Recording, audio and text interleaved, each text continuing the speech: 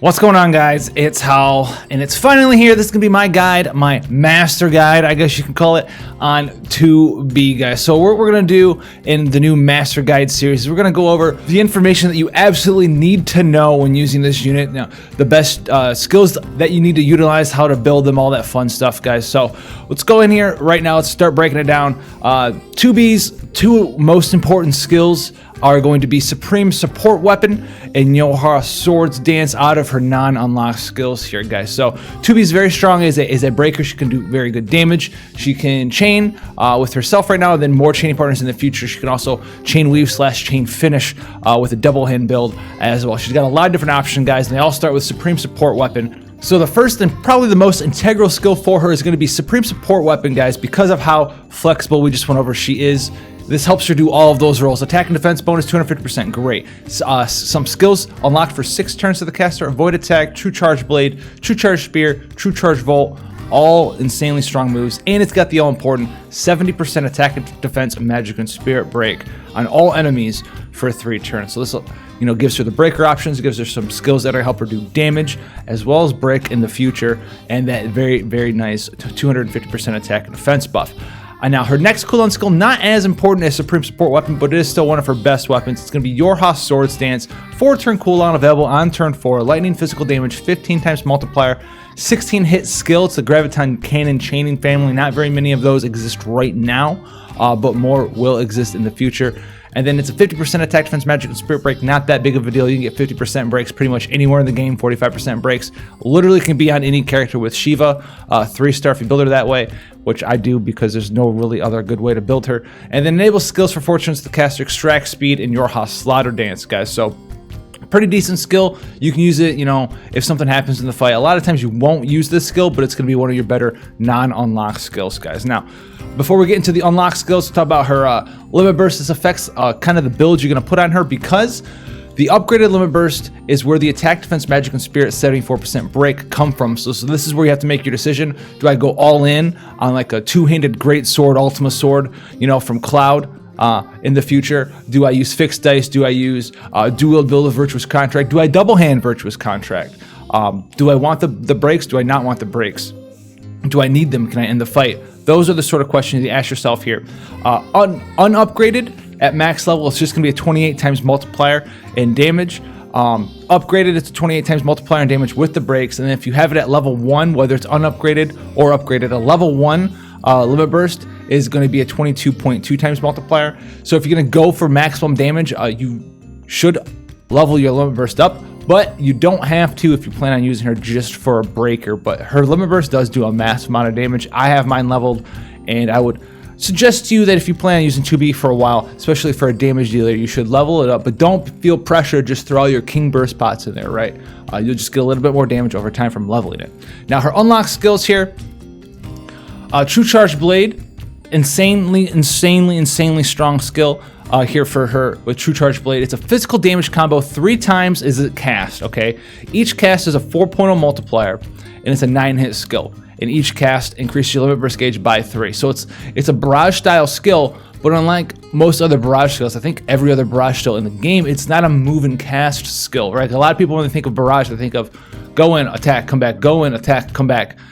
True Charge Blade is a barrage because it casts a skill 3 times, but you stand still when casting it, and it's a multi-hit skill. And it hits in such a way that you can chain with it with another 2B.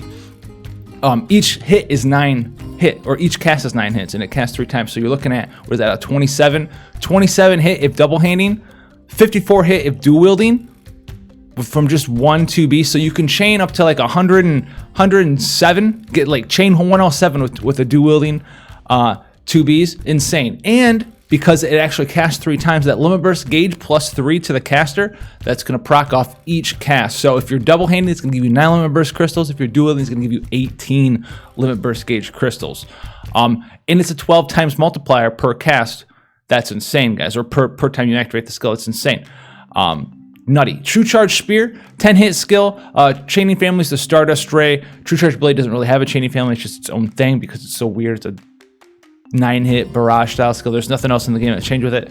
But True Charge Spear, Stardust Ray, that'll be more of a prominent chaining family in the future. Not super common still. Physical damage 6.0 multiplier with add lightning to your attacks for 5 turns with the caster. So if you are using a non-elemental weapon and you don't have someone in your party that's going to imbue you, you can always self-imbue. So that's a good thing to have in her kit. Take notice of that. True Charge Volt, 7 times multiplier, 1-hit skill. Decrease lightning resistance 100% for 5 turns to 1 enemy. Physical damage 2.5 times multiplier per turn for 3 turns to 1 enemy here. So you can chain finish with this. You can chain weave True Charge Spear. If you have a really, really long chain, you can chain weave True Charge Blade and kind of like get the chaining multiplier on it, but that one's a little bit more difficult. And then Yorha's Sword Dance, Extract Speed. We all know that's an old skill. 6 times multiplier there. Yorha's Slaughter Dance, though, is unlocked from Yorha's Sword Dance as well. This is also a 16-hit Graviton Cannon Chaining family. This one's an 11 times multiplier lightning physical attack with a 60% attack and magic break. 60% still not as strong as your cooldown skill, still not as strong as your limit burst. But 60% is a lot more effective than a 50%. And if you have to fall back on it, great. Otherwise, just don't worry about it. You can be having 70% breaks up all the time. But if you do have your imbue fall off or something like that, do keep in mind that Yorha's Slaughter Dance, which is unlocked for a couple turns after using Swords Dance, is already a lightning physical attack, so you don't need to have an imbue on to use this one. You can just put the Imperil on and just Yorha's Slaughter Dance. It'll be more utilized in the future when we get more Graviton Cannon chaining families. You can use it right now. You can also chain weave with it. A lot of different chains currently existing in the game. Outside of that, though, that's going to be all of her important stuff, guys. So TLDR, you've noticed that she has an incredibly strong reverse, incredibly strong cooldown skills, incredibly strong unlock skills, and you need to ask yourself the question: how should I build her? Dual wield, double hand, true double hand. Do I use her TMR or do I use a different weapon? All right, guys. So let's get into the builds for you here, and let's answer those questions for you. All right, guys. So we're into FFBE Equip here, and I will have the links to all of these builds in the description for you below. And what we're going to be doing today is we're going to be doing builds, super TMRs, no super TMRs, stuff like that. And we're going to be able to generalize how strong the builds are in comparison to each other, quite simply based off of this number right here in the middle, 316,359. Now, this is based off the every 1.0 multiplier that you have in an ability, a skill, limit burst, whatever. It's going to be doing a certain amount of damage with that build. Keep in mind that dual wield in FFBE Equip, the number that you get is already factoring in the fact that you can be hitting 2 times with a dual wield build. It does not factor in whether you can double cast or triple cast. That's not going to be super relevant to 2B right now because she doesn't have any double cast or triple cast. But keep that in mind, all right? So we're going to go into with Denetrius, Virtuous Contract, Prish Hairpin, Hero's Clothes, Double Colorful Lay, Hero's Vault, Dark, TF29 Agent, Large Sword Master, Katana Mastery. And do remind yourself as well that these are examples of builds that you can approach at one point. It doesn't mean that you have to have this build. There's a lot of stand-ins for all these items out there that exist, right? If Precious Hairpins are the best thing, it's probably because it's got a lot of attack. So if you don't have Precious Hairpin, you know what probably is the best thing? Probably something that you have that has the highest amount of attack that 2B can wear. And sort of things like that, guys. Sort of things like that. So with her self buff up, she has 2,913 attack. Okay, 316,359 damage there per multiplier. So pretty decent. Only other thing about a dual build with 2B, like we were saying before, if you're dual wielding, you're not really gonna be able to chain finish with her as well. You can't really chain weave with her, because if she's going in to like use her attack inside of someone else's chain, well, if she's dual wielding, she's gonna use her attack twice. So if you're trying to true charge blade or avoid attack or whatever, you're probably gonna end up breaking that chain into a bunch of little 1s and 2s and 3s. You're not gonna want to do that. For that kind of thing, you want to do a double hand build. But for dual wielding, if you want to use another 2B partner and you want to have them both dual wielding and have them true charge blade chain and just be your breakers and do some damage, that's fine as well. Now the next build here is going to be a super TMR version of the build that we just went over. So it's going to be Denetrius, Virtuous Contract, Scanning Goggles, Hero's Clothes, Double Lay, TF29 Agent, Dream of the Faith, Vampirism, Loyal General, right? So we can compare this build to the other one. They both have the 250% attack buff up. This one's 337,000 damage per multiplier. Not that much better than the 316,000 damage per multiplier here. So you can see that the Super TMRs didn't really do all of that much as far as increasing her damage, especially since the main thing you got really here was Dream of the Faith, and you'd be taking that off for a killer anyway, guys. So this build, not actually that much better than the previous one. Accounting for how many more extra super TMRs and stuff are added to it. Now the build after that, it's going to be a double hand Virtuous Contract build, no super TMRs, guys. So this will be Virtuous Contract. This is what you'll be using to maximize the damage from your limit burst, maximize your effectiveness in chain weaving, while still maintaining your break. So this is the good all-around 2B build. it's like your finisher 2B, right? It's a finisher version of the dual wield build. It's going to be more practical, in my opinion, especially in conjunction with some other 2B builds that actually go to maximize damage. You're going to want to be using a double hand Virtuous Contract build with the true double hand 2B build. So this will be Virtuous Contract, Push Hairpin, Heels Closed, Double Glove, Buster Style, Katana Master, Adventure 5, and Instinctual Guard. The first thing you're going to notice is that, yes, you just want to max out your double hand, max out your true double hand, Buster Style gloves, all that fun stuff. And you're going to be hitting 3,104 attack this time with her self attack buff up, so 196,000 damage per multiplier. So less damage than the previous one for sure, but this is all about her slot in role in your team. So if you use her as a finisher, as a chain weaver, she end up doing more damage than the previous one. If the previous one isn't having a dual-wielding 2B to chain with, or a dual-wielding graviton cannon chaining partner, something like that, this is what you want to be utilizing your 2B as. So just go in there, smack stuff around with her limit burst, imbue herself, get those breaks up, and do some decent damage with the Virtuous Contract, guys. Now, if you want to maximize this build, 196,000 physical attack per multiplier. This is the Super Team-Art version of that build. Virtuous Contract, Goggles, Luna's Clothes, Double Lucid Lenses, Dark Sword Arts, Buster Style, Vampirism, and the Subservient. You get up to 3,476 attack with the Virtuous Contract, 245,000 damage per multiplier. So around 50,000 more damage per multiplier here.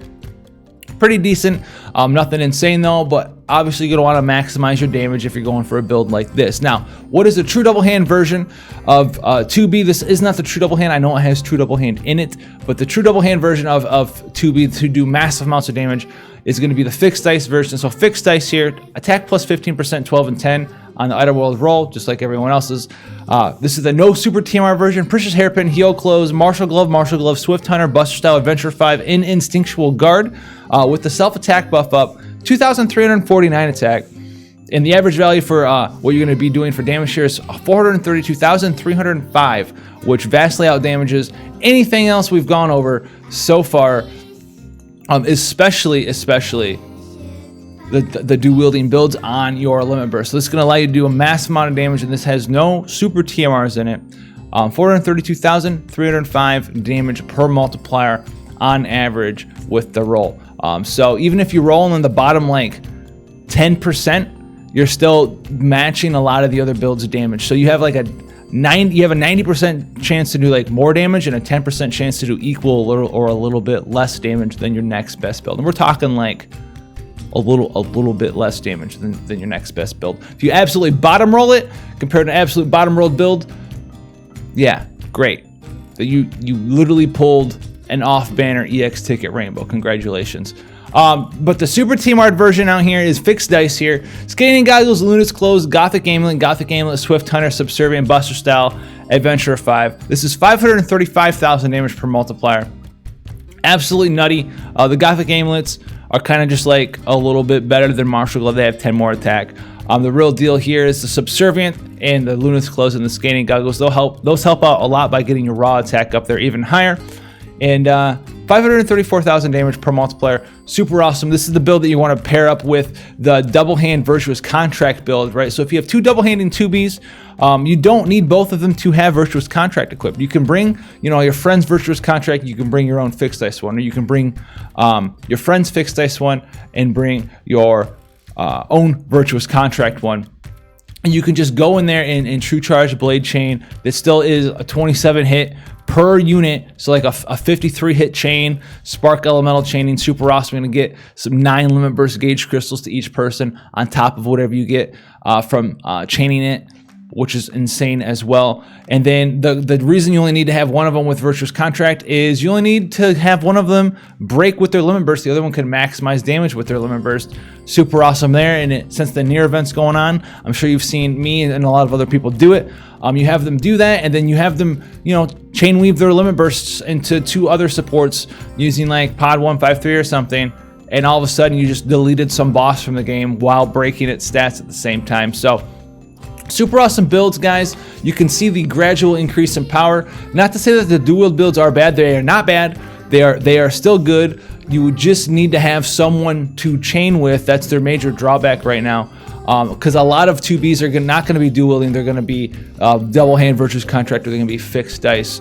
And if you see a fixed dice friend, they're not trying to EP you. They're putting their fixed dice 2B out there so you can utilize them with your own Virtuous Contract double hand 2B. So keep that in mind. That's why they're there. They're not there trying to EP and troll you. So hopefully you guys found this informative and it helped you figure out what sort of role you want to utilize your 2B in, whether it's going to be some sort of, dual wielding chainer with self-sufficient breaks and damage and stuff like that, or a double handing TMR using Virtuous Contract wielding chain finishing breaker, or just putting an equipment out for just doing a massive amount of damage, guys. So the A2 guide should be out today as well. I had to re-record these things 3 times because it got messed up several times after recording, where there was like weird background noise and stuff. It was a mess, guys. But thank you guys for supporting me for sure. If you want to hit me up with some likes, and go ahead and subscribe for more information when that content is released. You'll be able to get it right away.